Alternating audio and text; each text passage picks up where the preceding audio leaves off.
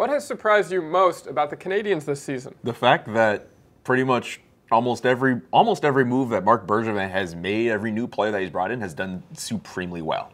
Max Domi and Thomas Tatar being among the best players on this team, the fact that they're doing really well, that's actually been that's a feather in a cap to Marc Bergevin. Brett Kulak, we were talking about a little earlier, also a great move on Bergevin's part. I think the most surprising thing for me is the fact that, for the most part, the moves that Marc Bergevin has done. This is a guy over the last little bit who was getting panned for so many moves. There are people who are still upset about the whole PK Subban thing. Really? Yeah. I don't know. I had haven't no heard. clue about that. I'm leaving. But the fact that Bergevin made moves that ultimately made this team better and have them in a position where they're competing for a playoff spot, that to me stands out as the biggest surprise. I never thought that they would be in a spot that they are now, in a playoff spot. I thought they were going to be, completely at the bottom of the standings from the moves that Marc Bergevin made in the offseason. I said, this team is not much better than the year before, but they were able to come back. They switched the attitude in the locker room, and it fixed them. And they're now, if they continue to battle, they can put themselves into the postseason,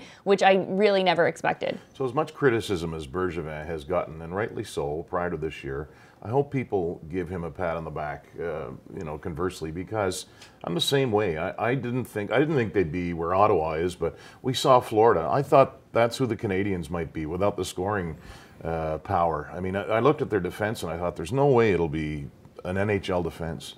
And it's been. I mean, somehow we talked about Kulak and Ben and Christian Folan's come in. It's not the 77 Habs, but they're getting the job done. I didn't think they'd score this much.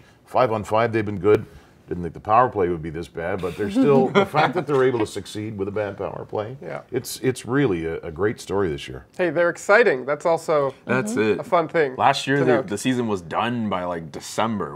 Try calling games when that's that must be extremely hard for you. Yeah, so the fact that we can watch Montreal Canadiens games that have a purpose up until about April. Hey, listen, I never doubted the man for a second. Not once did I ever say one disparaging thing. You're not about getting Marc into Bergevin Bergie's Buddies fan club. I'm still requesting every week on the Facebook group.